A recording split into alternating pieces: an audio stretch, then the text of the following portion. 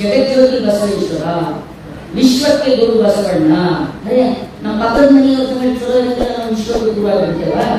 ನಾವು ಬಾಜು ಮನೆಯವರಿಗೆ ಬಾಡಿಗೆ ಮನೆ ಕೊಡ್ಬೇಕಾದ್ರೆ ನೀವು ಯಾವ ಜಾತಿಯವ್ರಿಗೆ ಕೇಳಿ ಬಾಡಿಗೆ ಕೊಡ್ತೇವಿಲ್ಲ, ಯಾವ ಜಾತಿಯವ್ರಿಗೆ ಕೇಳನೆ ಬಾಡಿಗೆ ಕೊಡ್ತೇವೆ. ಆಮೇಲೆ ಇಲ್ಲ ಅಂದ್ರೆ ಇಲ್ಲ, ನಾವು ಬಾಡಿಗೆ ಕೊಡ್ಬೇಕಾದ್ರೆ ನಾವು ಈಗ ಕಳಿಸ್ಕೊಂಡು ಏನ್ ಮಾಡಿರ್ತೀವಿ. ಇವತ್ತು ನೋಡಿ, ನಾವು ಮಾಂಸಾಹಾರಿಗಳಿಗೆ ಮನೆ ಬಾಡಿಗೆ ಕೊಡೋದಿಲ್ಲ. ಇವು ಗಂಡ ಮಕ್ಕಳು ತಿಂದು ಬಂದು ಬರಲ್ಲ, ಇವು ಗಂಡ ಮಕ್ಕಳೆಲ್ಲ ಹಾಗೆ ಬಂದಿರ್ತಾರೆ. ಈ ಹೆಣ್ಮಕ್ಳು ಮಡಿಯೋದಕ್ಕೆ ಮಾಡಿಕೊಂಡು ನಾವು ಮಾಂಸಾಹಾರಿಗಳಿಗಾಗಿ ಕೊಡೋದಿಲ್ಲ. ಇದೇ ವಚನವನ್ನು ಕುರಿತು ನಾನು ಶರಣರ ಸಂದರ್ಭದಲ್ಲಿ ಆಹಾರದ ಬಗ್ಗೆ ಯಾವುದೇ ಅಂತ ರಿಸರ್ವೇಷನ್ ಅಥವಾ ಕಡ್ಡಾಯಗಳಂತ ಕಟ್ಟಡಗಳಿಗೆ ಇರಲಿಲ್ಲ. ಇದ್ದಿರೋ ಬಗ್ಗೆ ವಚನಗಳಲ್ಲಿ ಯಾವ ಲೇಖಗಳು ಇಲ್ಲ ಅಂತ ಹೇಳಿದಲ್ಲ. ಒಬ್ಬ ಸ್ವಾಮಿ, ಒಬ್ಬ ಯಮ್ಮ ಎಲ್ಲರಿಗೆ ಹಣ ತಿನ್ನುವಂತಹ ಶರೆ ಕುಡಿಯಂತಹ ಅಂತ ಹೇಳಿ ತಪ್ಪು ವ್ಯಾಖ್ಯಾನ ಮಾಡಿ ಇಡೀ ವಚನ ಸಾಹಿತ್ಯವನ್ನು ಹದಗೆಡಿಸುವಂತ ಬಹಳ ದೊಡ್ಡ ಷಡ್ಯಂತ್ರಗಳು ಭಾರತದಲ್ಲಿ, ಕರ್ನಾಟಕದಲ್ಲಿ ನಡೀತಾ ಇದೆ. ಎಚ್ಚರಾಗಿರಬೇಕು. ಇಡೀ ವಚನ ಸಾಹಿತ್ಯ ಎಡದ ಕೈಯಲ್ಲಿ ಸುರೆ ಮೋಸ, ಎಡದ ಕೈಯಲ್ಲಿ ಮೋಸ, ಬರದ ಕೈಯಲ್ಲಿ ಸುರೆ, ಕೊರಳಲ್ಲಿ ಇಲ್ಲಿವರೆಗೂ ಸಂಗನವೇ ಸಂಗನ ಶರಣನಂತೆ ಅನ್ನೋ ವಚನ ಇದೆ. ಅಂದ್ರೆ ಇದರ ಅರ್ಥ ನಾವ್ಯಾರು ನಿಮಗೆ ಮಾಂಸಾಹಾರ ಮಾಡಲೇಬೇಕು ಅಂತ ಹೇಳಿಲ್ಲ, ಸಸ್ಯಾಹಾರ ತಿನ್ನಲೇಬೇಕು ಅಂತ ಹೇಳಿಲ್ಲ, ಇನ್ನು ಬಿಡಲೇಬೇಕು ಅಂತ ಹೇಳಿಲ್ಲ, ಅದನ್ನು ತಿನ್ನಲೇಬೇಕು ಅಂತ ಹೇಳಿಲ್ಲ. ವಚನಕಾರ ಹೇಳಿದ್ರೆ ಅಷ್ಟೇ. ನೀವೇನು ತಿಂತೀರಿ, ಏನು ಮುಗ್ತೀರಿ ಅನ್ನೋದು ಮುಖ್ಯ ಅಲ್ಲ, ನೀವು ಹೆಂಗೆ ಬದುಕ್ತೀರಿ ಅನ್ನೋದು ಮುಖ್ಯ. ಸಕಲ ಜೀವಾತ್ಮರಿಗೆ ಲೇಸ ಬಯಸುವ ಕೂಡಲ ಸಂಗನ ಶರಣರೇ ಕೂಡಲೇ. ಸಕಲ ಜೀವಾತ್ಮರಿಗೆ ಲೇಸ ಬಯಸುವುದಾದರೆ ನಾವ್ಯಾಕೆ ಈ ಜಾತಿಯನ್ನು ಆಚರಣೆ ಮಾಡ್ತೀವಿ? ಬಸವಾದಿ ಶರಣರ ಕಟ್ಟಿಕೊಂಡಿರ್ತಕ್ಕಂಥ ಇಡೀ ಒಂದು ಹೊಸ ಜೀವನ ವಿಧಾನ ಏನಿತ್ತು, ಅದನ್ನ ಲಿಂಗಾಯತ ಅಂತ ಕರಿತೀವಿ, ಲಿಂಗವಂತ ಅಂತ ಕರಿತೀವಿ. ಎಲ್ಲ ಜಾತಿಯ ಜನ ಸೇರಿ ಕಟ್ಟಿದ್ದು. ಮಾಗ ಚೆನ್ನಯ್ಯ, ಮೇಲಕೈತಯ್ಯ, ಅಂಬಿಗಚೌಡಯ್ಯ, ಕಲ್ಗೆದ್ದೆ ಕೊಂಡಯ್ಯ, ಸುಳೇಶಂಕರಯ್ಯ, ಸತ್ಯಕ್ಕ, ಗೊಂದಾಳಿ, ಒಗ್ಗವ್ವೆ, ಮುಕ್ತಾಯಕ್ಕ, ಅಂಬಿಗಚೌಡಯ್ಯ, ಹಡಪದ ಅಪ್ಪಣ್ಣ, ಎಷ್ಟು ಜನ, 770 ಅಮರಗಣಗಳು. ಅವ್ರು ಯಾವ ಜಾತಿ ಲಿಂಗಾಯತಿದ್ರೆ ಅವರೆಲ್ಲ ಅಕ್ಕ ಮೊದಲು ಲಿಂಗಾಯತ ಅನ್ನೋದು ಇದ್ದಿದ್ದೇ ಇಲ್ಲ. ಅದು ಆರ್ಧಕ್ಕೆ ಲಿಂಗಾಯತ ಅನ್ನೋದು ಅಕ್ಕ ಮೊದಲು ಸಾವಯವ ಲಿಂಗಾಯತಗಳು, ಶೈಲಿಗಳು, ಆಗಮಗಳಿದ್ದು ಎಲ್ಲ ಇದ್ದು, ವೇದಗಳಿದ್ದು, ಪುರಾಣಗಳಿದ್ದು, ಎಲ್ಲ ಇದ್ದು. ಈ ವೇದ ಪುರಾಣವೇ ನಮ್ಮ ಬುದ್ಧಿ ಕಂಟಕಾಗಿದ್ದು. ಅದಕ್ಕೆ ಪುರಾಣ ಎಂಬುದು ಕುಂಡರ ದೃಷ್ಟಿ, ಶಾಸ್ತ್ರ ಎಂಬುದು ಸುಡದ ಸಂತೆ, ತರ್ಕ ಎಂಬುದು ತಗರ ಹೊರಟೆ, ಭಕ್ತಿ ಎಂಬುದು ತೋರುವ ಲಾಭ, ದ್ವೇಷ ಎಂಬುದು ಮೇಲು ತೋರುವ ಲಾಭ ಅಂತ ದ್ವೇಷ ಎಂಬುದು ಮೀರಿದ ಜನವನ್ನು ನಾವು ಕೇಳಬೇಕಾಗಿತ್ತು. ವೇದ ಆಗಮಗಳೆಲ್ಲ ನಾವು ತೌಡು ಪಟ್ಟು ಹುಟ್ಟಿಂಬೋ. ಈ ವೇದ ಆಗಮ ಉಪನಿಷತ್ತುಗಳಲ್ಲಿ ಜಗತ್ತಿಗೆ ಆಚೆ ಒಕ್ಕಾಟಿಗೆ ಯಾಕೆ ಹೇಳಿದಂದ್ರೆ, ಈ ವೈದಿಕ ಸಾಹಿತ್ಯ ಯಾವುದನ್ನು ಸರ್ವಶ್ರೇಷ್ಠ ಸಾಹಿತ್ಯ ಅಂತ ಇಲ್ಲಿವರೆಗೆ ಬೋಧಿಸ್ತಾ ಬಂದಿದೆ. ಅದು ಅಸಮಾನತೆಯನ್ನು ಬಿಟ್ಟರೆ, ಮನುಷ್ಯರ ಒಳಗಡೆ ಪಾಪದ ಭಾವನೆ ತುಂಬುವುದು ಬಿಟ್ಟರೆ, ಮನುಷ್ಯನ ಒಳಗಿನ ಚಿಚ್ಚೇತನವನ್ನು, ಚಿಚ್ಚಕ್ತಿಯನ್ನು ಜಾಗೃತಿಗೊಳಿಸುವಂತ ಯಾವ ಮಾತುಗಳಲ್ಲಿ ಇಲ್ಲ. ಆದ ಕಾರಣ ವೇದ, ಆಗಮ, ಶಾಸ್ತ್ರ, ಪುರಾಣ ಇವೆಲ್ಲವೂ ಪುಂಡರ ದೃಷ್ಟಿ ಅನ್ನುವಂಥ ಮಾತನ್ನು ನಾವು ಹೇಳಿಲ್ಲ. ಈ ಮಾತನ್ನು ಶರಣರು ಹೇಳಿದರು. ಶರಣರು ಹೇಳಿದ್ರು ಅದೇ ಮಾತನ್ನು. ಆದಿ ಪುರಾಣ ಅಸುರರಿಗೆ ಮಾಡಿ, ವೇದ ಪುರಾಣ ಭೋಗಿಗೆ ಮಾಡಿ, ರಾಮ ಪುರಾಣ ರಕ್ಕಸರಿಗೆ ಮಾಡಿ, ಭಾರತ ಪುರಾಣ ಗೋತ್ರಕ್ಕೆ ಮಾಡಿ, ಯಮ್ಮ ಪುರಾಣ ಸಮುದಾಯದಲ್ಲಿ ಅಂತಾರೆ. ಆದಿ ಪುರಾಣ ಪೌರಾಣಿಕ ಕಥೆಗಳಿತ್ತು, ವೇದ ಪೂರ್ವದ ಕಥೆಗಳೆಲ್ಲ ಇದು, ಋಷಿಮುನಿಗಳ ಕಥೆಗಳಿತ್ತು. ಅದು ಅಸುರರಿಗೆ ಮಾಡಿ. ಅಸುರರು ರಾಕ್ಷಸರು ನೋಡ್ರಿ. ಸುರರು ಅಂದ್ರೆ ರಕ್ಷಿಸುವವರನ್ನ ನಾವು ರಕ್ಷಣೆ ಕೊಡ್ತಿದ್ದೇವೆ. ನಮ್ಮವರು ರಾಕ್ಷಸರು ಅಂತ ರಕ್ಷಕರನ್ನ ರಾಕ್ಷಸ ಮಾಡಿದವರೇ ಆಗಲ್ಲ. ವೈದಿಕ ರಕ್ಷಣೆ ಮಾಡೋದು ನಾವು ಹೆಂಗೆ ರಕ್ಷಣೆ ಮಾಡೋದು? ನಾವು ಹುಟ್ಟಿದ ಮನುಷ್ಯನಿಗೆ ಬದುಕಲಿಕ್ಕೆ ಬೇಕಾಗಿರ್ತಕ್ಕಂಥ ಅನ್ನ ಬೆಳೆಯೋರು ನಾವು. ಅವನಿಗೆ ಚಳಿ, ಮಳೆ, ಗಾಳಿ, ಬಿಸಿಲಿನಿಂದ ತಡೆಹಿಡಿಲಿಕ್ಕೆ ಬಟ್ಟಿ ನೇಯೋರು ನಾವು. ಕಾಲ ಮಳೆ ಚುಚ್ಚಲಾರ್ದಂಗ ಕಾಲು ಜಾಯಿಂಟ್ ಮಾಡ್ಲಿಕ್ಕೆ ಚಪ್ಪಲಿ ಹೊರೆಯೋರು ನಾವು. ಅಡಿಗೆ ಮಾಡ್ಕೊಂಡು ಉಳ್ಳಕ ಗಡಿಗೆ ಮಡ್ಗಿ ತಯಾರು ಮಾಡ್ತಕ್ಕಂಥ ಕುಂಬಾರು ನಾವು. ಉದ್ದುಕ ಬಿದ್ದಕ ಬೇಕಾದ ಗಳ್ಯಾನಿ ತಯಾರು ಮಾಡ್ತಕ್ಕಂಥ ಬಡಿಗೆರು ನಾವು. ಕುರ್ಪಿ ಇವೆಲ್ಲ ಮಾಡ್ತಕ್ಕಂಥ ಕಂಬಾರ್ ನಾವು, ಕುಂಬಾರ್ ನಾವು, ಹಟಗಾರ್ ನಾವು, ನೇಕಾರ ನಾವು, ಹೂಗಾರ್ ನಾವು, ಭಜಂತ್ರಿ ನಾವು, ಬಗೆರ್ ನಾವು, ಮಾಲ ನಾವು, ಎಲ್ಲ ನಾವು. ನೀಯಾರಪ್ಪ ಇಲ್ಲಿ? ನೀವೇನ್ ಮಾಡಿದ್ರಿ? ಏನ್ ಮಾಡಿದ್ರಿ ನೀವು? ಮಂತ್ರ ಹೇಳಿದ್ರಿ. ಆ ಮಂತ್ರದಿಂದ ನಿಮ್ಮ ಹೊಟ್ಟೆ ತುಂಬ, ನಿಮ್ಮ ಹೊಟ್ಟೆಯೇ ತುಂಬಿಲ್ಲ. ಈ ಮಂತ್ರ ಪಠಣ ಮಾಡೋದಕ್ಕೆ ನೀವು ಮುಕ್ತಿ ಗೋತಿ ಅಂತ ಹೇಳಿ ಸುಳ್ಳು ಕತಿ ಕಟ್ಟಿದಲ್ಲ. ಕಾಗಿ ಗುಬ್ಬಿ ಕತಿ, ಈ ಕಾಗಿ ಗುಬ್ಬಿ ಕತಿ ಇನ್ನು ಮುಂದೆ ನಡೆಯಲ್ಲ ಅಂತ ಹೇಳೋದು ವಚನ. ಆ ರಾಗಿ ಗುಬ್ಬಿ ಕಥೆಗಳು ಹೇಳಿನೇ ಒಂದು 3-4 ಪುಸ್ತಕಗಳನ್ನು ಇಟ್ಕೊಂಡು ಇವತ್ತಿಗೂ ಕೂಡ ಜಗತ್ತಿನ ಮೇಲೆ ತನ್ನ ಅಧಿಕಾರ ಜಮಾಯಿಸಲು ಹೊರಟಿರ್ತಕ್ಕಂಥ ವರ್ಣಾಶ್ರಮ ವ್ಯವಸ್ಥೆ ಇತ್ತು.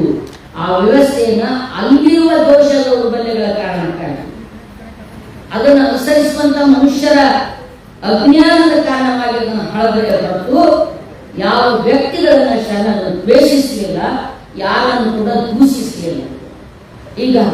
ಹೀಗಾಗಿ ವಚನಕಾರರೆಲ್ಲ ಹೇಳುವ ಎರಡೇ ಮುಖ್ಯ ತತ್ವಗಳು, ಕಾಯಕ, ಇನ್ನೊಂದು ದಾಸ.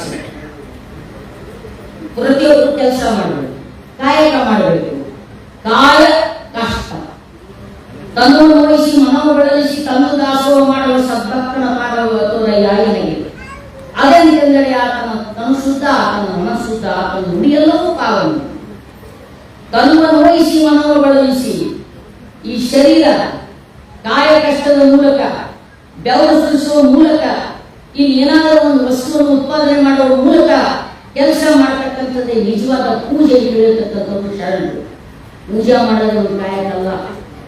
ಕಣ್ಣು ಮುಚ್ಕೊಂಡು 3 ಹೊತ್ತ ಮೈ ತಗೊಂಡು ನಿಮ್ಗೂ ತಿಳಿಲ್ಲ ಅವನಿಗೂ ತಿಳಿಯಾದ ಅಂತ ಹೇಳಿ ತೊಂಬರಪ್ಪ ನಮ್ಮ ಲಿಂಗಕ್ಕ ಅನ್ನ ತೊಂಬರಿ, ಕಿಚಡಿ ತೊಂಬರಿ, ಪತ್ರಿ ತೊಂಬರಿ, ಪುಷ್ಪ ತೊಂಬರಿ. ಪತ್ರಿ ಗಿಡ ಹಚ್ಚೋರು ಯಾರು, ಬೆಳೆಸೋರು ಯಾರು, ನೀರು ಹಾಕೋರು ಯಾರು? ನೀರು ತಂದು ಅನಾಮಕ್ಕೆ ಸೇರ್ಕೊಂಡು ಸುವಾರ್ಪಣ ಒಂದು ಸಾಕಾಗಿ ಸೇರ್ಕೊಂಡು ಬಿಡ್ತಾನಂತ ಅರ್ಪಿಸ್ಕೊಂಡು ಬಿಡ್ತಾನ. ಹಂಗೆಲ್ಲ ಶರಣರು ಆ ಮಾತ್ರ ಹೇಳಿರ್ತಕ್ಕಂಥವ್ರೆ ಶರಣರು ಅಂತ ನುಡಿಬೇಕು ಅಂತ ಹೇಳಿ ಕೆಲಸ ಮಾಡಬೇಕು. ಕಡ್ಕೊಂಡು ಅದನ್ನ ಹೇಳ್ದ, ಪೂಜೆಲೇನೆಲ್ಲೋ ಪೂಜೆಲೇನೆಲ್ಲೋ ಖರ್ಚಮಾನ ಕಾಶ ಮಾಡಿ ಖರ್ಚೆ ನಡೀತೀರಿ. ಏನೋ ನೀನು ಪೂಜಾ ಸ್ವಾಮಿಗಳಂದ್ರೆ ಪೂಜಾ ಪ್ರಸಾದ ಇರ್ತದೆ ಎಲ್ಲ ಕಟ್ಟದ ಹಾಕಿದ ಮನಿ ಶಾಂತಿ ಇಟ್ಕೋತೀವಿ. ಮನಿ ಶಾಂತಿಗೆ ಒಬ್ಬ ಅಪ್ಪನೂರ ಒಬ್ಬ ವೈದಿಕ ಯಾವೇ ಬರ್ತಾರ, ಗುರು ಗುರು ಗುರುವಾಸ ಒಂದು ಚಂಬು ಒಳಗೆ ಇಟ್ಕೊಂಡು ಕಟ್ಟೋದು. ಹೊರಗ ಏನು ಮಾಡ್ಲಾರ್ದ ಒಳಗ, ಏನು ಮಾಡ್ಲಾರ್ದ ಒಳಗ, ಇವ್ರಿಗೆ ಹೊರಗ ಅವರೇ ಕಟ್ಟಿದ ಮನಿ ಕಟ್ಟಾಮ ನುಗ್ಳ್ಯಾರ, ಸೀನ್ಯಾರ, ಕೆಮ್ಮ್ಯಾರ, ನಿಂತಾರ, ಎಲ್ಲ ಮಾಡ್ಯಾರ. ಆಮೇಲೆ ಅವ್ರ ಮೈಲಿಗೆ ಆತರ ಏನು ಮಾಡ್ಲಾರ್ದ ದೊಡ್ಡ ಹೊಟ್ಟಿ ಸ್ವಾಮಿಗಳ ಮಡಿ ಆತನ.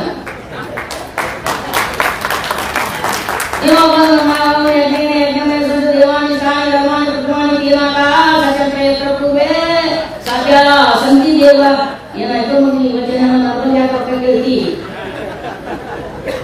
ಅವರಿಗೆ ಹೊರಗಿನಿಂದ ಶುದ್ಧವಾಗಿದೆ. ಇದನ್ನ ಖಂಡಿಸುವ ವಚನಕಾರ, ಇದನ್ನ ಅಲ್ಲಗಳೆಯುವ ವಚನಕಾರ, ಇದನ್ನ ಹೇಳ್ತಕ್ಕಂಥವ್ರು. ಯಾವುದನ್ನು ನಾವು ಇಲ್ಲಿವರೆಗೆ ಶ್ರೇಷ್ಠ ಅಂತ ನಂಬಿಕೊಂಡು ಬಂದಿವಿ ಅಥವಾ ನಂಬಿಸಿಕೊಂಡು ಬರಲಾಗಿತ್ತು. ವೇದಾಂಗಗಳನ್ನು ಪಠಣೆ ಮಾಡೋದು, ದೇವಸ್ಥಾನಗಳಲ್ಲಿ ಕುರಿತು ಪೂಜೆ ಮಾಡುವುದನ್ನು ಶ್ರೇಷ್ಠ ಅಂತ ಬಿಂಬಿಸಲಾಗಿತ್ತು. ಅದು ಅಲ್ಲ ಶ್ರೇಷ್ಠ ಆಗಬೇಕಾಗಿತ್ತು. ಶ್ರೇಷ್ಠ ಆಗಬೇಕಾಗಿದ್ದು ದುಡಿತ, ಶ್ರೇಷ್ಠ ಆಗಬೇಕಾಗಿದ್ದು ಕೆಲಸ, ಶ್ರೇಷ್ಠ ಆಗಬೇಕಾಗಿದ್ದು ಕ್ರಿಯಾಶೀಲತೆ. ಕ್ರಿಯಾಶೀಲತೆ ಚಿತ್ ಶಕ್ತಿಯ ಪ್ರತೀಕ. ಆ ಚಿತ್ ಶಕ್ತಿಯ ಸಾಕ್ಷಾತ್ಕಾರವೇ ಪಾರಮಾರ್ಥ. ಕಣ್ಣು ಮುಚ್ಕೊಂಡು ಯಾವುದೋ ಗುರಿಯಾಕೊಂಡು ತಪಸ್ ಮಾಡ್ತಕ್ಕ ಶರಣ ನೆತ್ತರೆ ಜಪ ಕಾಣಿಯರು, ಶರಣ ಮಲಗಿದರೆ ಶಿವರಾತ್ರಿ ಕಾಣಿಯರು, ಶರಣ ನೆತ್ತರೆ ಜಪ ಕಾಣಿಯರು. ಅವನು ಕೆಲಸ ಮಾಡುವಂಥದ್ದೇ ಜಪ, ಅವನು ಸೃಷ್ಟಿ ಮಾಡತಕ್ಕಂಥದ್ದೇ ಒಂದು ಪ್ರತಿಫಲ, ಅದು ಕಾಯಕ. ದಾಸೋಹ, ದಾಸೋಹೇನು ಹೇಳಿದ್ರು? ಶರಣ ಮನೆಯ ಕೊನೆಯ ಮೇಲೆ ಕೂತಿದ್ದನೊಬ್ಬ ದಾಸೋಹಿ. ಶರಣನ ಮನೆಯ ಕೊನೆಯ ಮೇಲೆ ಕೂತಿದ್ದನೊಬ್ಬ ದಾಸೋಹಿ. ಸಾಮಾನ್ಯ ದಾಸೋಹ ಅಂದ್ರೆ ನಮ್ಮ ಸ್ವಾಮಿಗಳು ಇಡೀ ವಚನ ಸಾಹಿತ್ಯವನ್ನ ಅಪಭಕ್ತಿಯೊಳ ಮಾಡಿರ್ತಕ್ಕಂಥ ಒಂದು ದೊಡ್ಡ ಪಟಾಲಿಯಂ ಅಂದ್ರೆ ಈ ಮಠಾಧೀಶರ ಗುಂಪು. ಇವ್ರು ಎಂಥ ವಚನಗಳು ಹೇಳುವುದು ಅಂದ್ರೆ ಗುರುಭಕ್ತಿ ಗುರುಭಕ್ತಿ ಗುರುಭಕ್ತಿ. ಅವರು ವಚನಕಾರ ಹೇಳಿದ್ದು ಗುರು. ಗುರು ಅನ್ನುವಂಥ ಒಂದು ದೊಡ್ಡ ತತ್ವ ಅಲ್ಲಿ, ಗುರು ಅನ್ನುವಂಥದ್ದು ಒಂದು ದೊಡ್ಡ ತತ್ವ ಅಲ್ಲಿ, ಅದೊಂದು ಪಾರಮಾರ್ಥಿಕ ಆತ್ಯಂತಿಕ ಸ್ಥಿತಿ. ಆ ಗುರುವಿನ ಬಗ್ಗೆ ಹೇಳ್ತಾ ಗುರು ಅಂದ್ರೆ ಯಾರಂತ ತಿಳಿದ ಮಗನ ನಾನೇ. ಅವ್ರಲ್ಲಿ ನನ್ ಬಂದು ನೀನ್ ಕಾಲಿಗೆ ನನ್ ಬಂದು ನೀನ್ ದಕ್ಷಿಣ ಕೊಡ್ಬೇಕಂತ ಹೇಳಿದ್ರಲ್ಲ, ಹಿಂಗ್ ಹೇಳ್ತಾರ ಮುಂದಿನ ಜನ ಅಂತ ಹೇಳ ವಚನಕಾರ ಹೇಳೋದು ಅರಿವೇ ಗುರು. ಎಲ್ಲಿವರೆಗೆ ನೀನೊಳಗೆ ಅರಿವು ಉದಯ ಆಗೋದಿಲ್ಲ, ಎಲ್ಲಿವರೆಗೆ ನೀನೊಳಗೆ ತಿಳುವಳಿಕೆ ಉದಯ ಆಗೋದಿಲ್ಲ, ಅದು ಮಾತ್ರ ಗುರುಸ್ಥಾನದಲ್ಲಿ ಇರ್ತದೆ. ವ್ಯಕ್ತಿಯಾಗಿರ್ತಕ್ಕಂಥವ ಅದಕ್ಕೆ ಪ್ರೇರಕ ಆಗಿರ್ತದೆ, ಪ್ರೇರಣೆ ಆಗಿರ್ತಾನೆ. ಅಂಥ ಗುರುವನ್ನ ಸಾಕ್ಷಾತ್ಕಾರ ಪಡಿಸಿಕೊಂಡಿರ್ತಕ್ಕಂಥ ನಾವು ಲಿಂಗವೇ ಪೂಜೆ ಮಾಡ್ತಕ್ಕಂಥದ್ದಿದೆಯಲ್ಲ, ಇದೊಂದು ದೊಡ್ಡ ಕ್ರಾಂತಿಕಾರಿ ಆದ ನಿಲುವು ವಚನಕಾರರ ಸಂದರ್ಭದಲ್ಲಿ. ಯಾಕೆ ಇದೊಂದು ಕ್ರಾಂತಿಕಾರಿ ನಿಲುವು ನೋಡ್ರಿ, ಭಾಷಣ ಹೇಳ್ತೀನಿ. ಈ ಜಗತ್ತಿನಲ್ಲಿ ದೇವರು ಇದ್ದಾನೋ ಇಲ್ಲೋ ಗೊತ್ತಿಲ್ಲ. ದೇವರು ಇದ್ದಾನೆ ಅನ್ನುವಂಥ ನಂಬಿಕೆಯಲ್ಲಿ ಕಾರಣವಾಗಿದೆ. ದೇವರು ಇದ್ದಾನೋ ಇಲ್ಲೋ ಗೊತ್ತಿಲ್ಲ. ಬುದ್ಧನ ಹತ್ರ ಹೋಗಿ ಕೇಳಿದಾಗ ಬುದ್ಧ ಹೇಳಿದಷ್ಟೇ, ನಾಸ್ತಿಕನಾಗಿರ್ತಕ್ಕಂಥ ಬುದ್ಧ ಚನ್ನನಿಗೆ ಹೇಳಿದ್ದೀನಿ ಮಾತು. ಚನ್ನ ಜೀವನ ಪರ್ಯಂತ ಬುದ್ಧನ ಸೇವೆ ಮಾಡಿ ಕೊನೆಗೂ ಬುದ್ಧ ಸಾಯುವ ಕೊನೆಯ ಕ್ಷಣದಲ್ಲಿದ್ದಾಗ ಅವನು ಕೇಳಿದ್ದೇನು ಅವನ ಶಿಷ್ಯ ಅಂದ್ರೆ, ಇಲ್ಲಿ ತನಕ ಎಲ್ಲ ಹೇಳಲಿಕ್ಕಾಗಲ್ಲ, ಈಗಲೇ ಹೇಳು ಕರೆಕ್ಟ್ ದೇವರ ಹಣ ಇಲ್ಲ ಅಂತ ಕೇಳಿಬಿಟ್ಟವ. ಅವಾಗ ಹೇಳಿದ ಇಷ್ಟೇನೆ, ದೇವರ ಹಣ ಎಲ್ಲೋ ಗೊತ್ತಿಲ್ಲ, ಭೂಮಿ ಮೇಲೆ ದುಃಖ ಇದೆ, ಭೂಮಿ ಮೇಲೆ ಅಸಮಾನತೆ ಇದೆ, ಭೂಮಿ ಮೇಲೆ ಅಜ್ಞಾನ ಇದೆ. ಮೊದಲಿಗೆಲ್ಲ ಸರಿಪಡಿಸೋಣ, ಎಲ್ಲರೂ ಚೆನ್ನಾಗಿ ಸುಖವಾಗಿ ಬದುಕಲಿಕ್ಕೆ ಚಾಲು ಆದ್ರು ಅಂದ್ರ ಆಮೇಲೆ ದೇವ್ರ ಬಗ್ಗೆ ತಲೆ ಕೆಡಿಸ್ಕೊವ. ಅಲ್ಲಿ ತನಕ ಇದು ವೇಸ್ಟ್, ಅದ್ರ ಬಗ್ಗೆ ತಲೆ ಕೆಡಿಸ್ಕೊಬೇಡ. ದೇವ್ರ ಹಣನೋ ಇಲ್ಲ ಅನ್ನೋ, ನಾ ಏನೋ ಹಣನೂ ಹೇಳಿಲ್ಲ ಇಲ್ವೋ ಅಂತ ಹೇಳಿಲ್ಲ. ಹೌದಂತ ಯಾವ್ದು ಹೇಳಲಿ, ಅಲ್ಲಂತ ಯಾವ್ದು ಹೇಳಿ, ಅಲ್ಲೇ ಹೌದು ಹೌದೇ ಅಲ್ಲ, ಹೌದು ಅಲ್ಲ ಎರಡು ಮಾತನೇ ಅಲ್ಲ ಅಂತ ಹೇಳೋ. ಹೌದಂತ ಯಾವ್ದು ಹೇಳಲಿ, ನಾ ಅಲ್ಲಂತ ಯಾವ್ದು ಹೇಳಲಿ, ಅಲ್ಲೇ ಹೌದು ಹೌದೇ ಅಲ್ಲ. ನಾವು ಏನೋ ಎಂಬುದು ಹೌದು, ನೀವು ಭಕ್ತರು ಎಂಬುದು ಹೌದು, ನಾವೇ ನೀವು ನೀವೇ ನಾವು, ನಾವೇ ನೀವು ಮಾತನೇ ಅಲ್ಲ. ಶಾಸ್ತ್ರ ಹಿಡಿದು ಹೇಳೋದು ಹೌದು, ಶಸ್ತ್ರ ಹಿಡಿದು ಹೋಗೋದು ಹೌದು. ಶಸ್ತ್ರೇ ಶಾಸ್ತ್ರ, ಶಾಸ್ತ್ರೇ ಶಸ್ತ್ರ, ಶಸ್ತ್ರ ಶಾಸ್ತ್ರ ವಸ್ತು ಅಲ್ಲ. ಇದು ಅಧ್ಯಾತ್ಮದ ಗುರುಮಾರ್ಗ, ಗುರುಪಂಥ. ನಮ್ಮದು ವಚನಕಾಲ ಇರ್ತಕ್ಕಂಥದ್ದು ದೈವ ಪಂಥ ಅಲ್ಲ, ದೈವ ಪಂಥ ಅಲ್ಲ. ನಾನೇವನಲ್ಲದೆ ನೀ ದೇವನೇ, ಹಸಿಗೆ ಅನ್ನವನಿಕ್ಕುವೆ, ಆರೈದು ಒಕ್ಕುಡತೆ ಉದಕ ನೀರಿವೆ, ನಾನೇ ದೇವನಲ್ಲದೆ ನೀ ದೇವನೇ ಅಂತ ಅಲ್ಲ ಪ್ರಭು. ದೇವ್ರು ನಾನಪ್ಪ. ಯಾಕೆ ನಾ ದೇವ್ರ? ಹಸರಿಗೆ ಅನ್ನ ಕೊಡ್ತೀನಿ ನಾನು. ಗುಡಿಯಾಗ ಹೋಗಿ ಭಜನೆ ಮಾಡೋದಂತೂ ಹೊಟ್ಟಿ ತುಂಬಲ್ಲ. ಈಗ ಎಲ್ಲರೂ ಅನ್ನ ಸಂತರ್ಪಣೆ ಮಾಡಬೇಕಾರೆ ಅದು ಪ್ರಶ್ನೆ ಬೇರೆ. ಅನ್ನ ಸಂತರ್ಪಣೆ ಮಾಡೋರೆಲ್ಲ ರೊಕ್ಕ ಕೊಟ್ಟು ದೊಡ್ಡ ದೊಡ್ಡ ಇದ್ದವರೆಲ್ಲ ರೊಕ್ಕ ಕೊಟ್ಟು ಕಾಸು ಮಾಡ್ತಾರೆ. ಇದ್ದವ್ರು ಯಾರಂದ್ರೆ ಕದ್ದವರೆಲ್ಲ.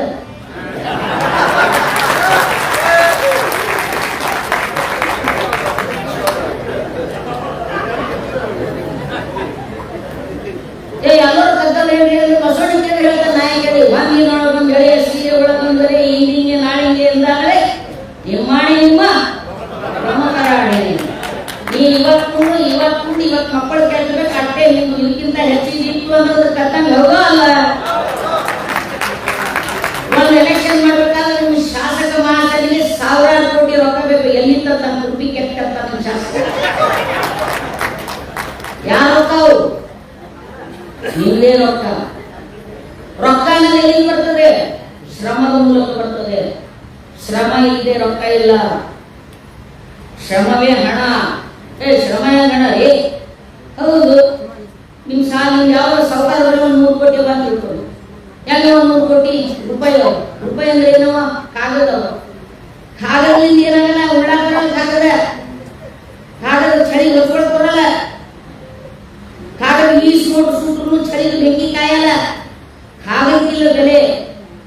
ಕಾಗದಕ್ಕೆ ಬೆಲೆ ನಿರ್ಮಾಣ ಮಾಡಿರ್ತಕ್ಕಂಥ ಒಂದು ವಸ್ತು. ಆ ಕಾಗದ ಕೊಟ್ರೆ ಯಾರೇ ಜೋಳ ಕೊಡ್ಬೇಕು, ಆ ಕಾಗದ ಕೊಟ್ರೆ ಯಾರೇ ಗೋಧಿ ಕೊಡ್ಬೇಕು, ಆ ಕಾಗದ ಕೊಟ್ರೆ ಕಾರ್ ಕೊಡ್ಬೇಕು, ಆ ಕಾಗದ ಕೊಟ್ರೆ ಬಂಗಾರ ಕೊಡ್ಬೇಕು, ಆ ಕಾಗದ ಕೊಟ್ರೆ ಏನಾದ್ರು ವಸ್ತು ಕೊಡ್ಬೇಕು. ಹಾಗಾದ್ರೆ ಕಾಗದಕ್ಕೆ ಇರ್ತಕ್ಕಂಥ ಚಲಾವಣೆಯ ಮೌಲ್ಯ ವಾಸ್ತವ ಮೌಲ್ಯ ಅಲ್ಲ. ವಾಸ್ತವ ಮೌಲ್ಯ ಯಾವ್ದಕ್ಕದ ಅಂದ್ರ ಜೋಳಕ್ಕದ, ಅಕ್ಕಿಗದ, ಗೋಧಿಗದ, ಮಾಡಿದ ತಾಟಿಗದ.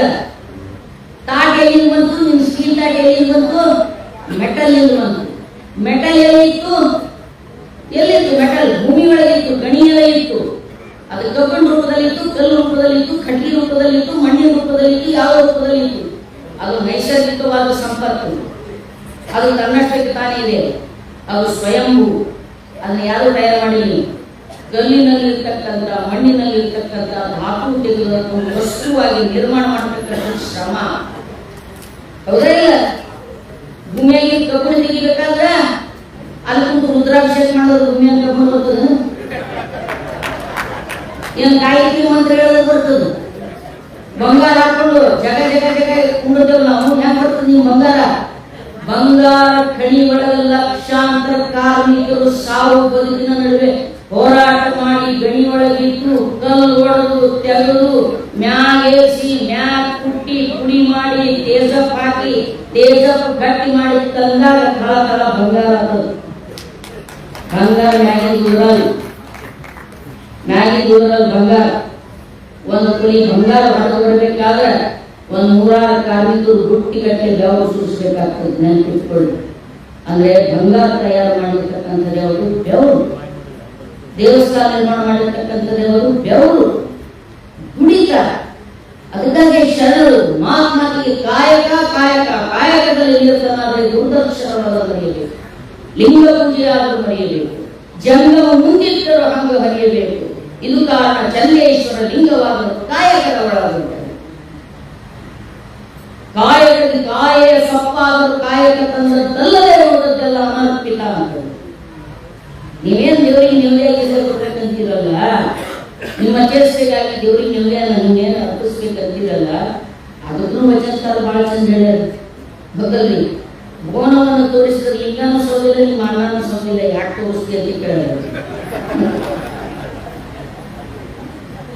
ಲಿಂಗದ ಬಾಯಿಯೇ ಜಂಗಮ, ಲಿಂಗದ ಬಾಯಿಯೇ ಜಂಗಮ. ಜಂಗಮ ಅಂದ್ರೆ ಲಿಂಗದ ಬಾಯಿಯೇ ಜಂಗಮ.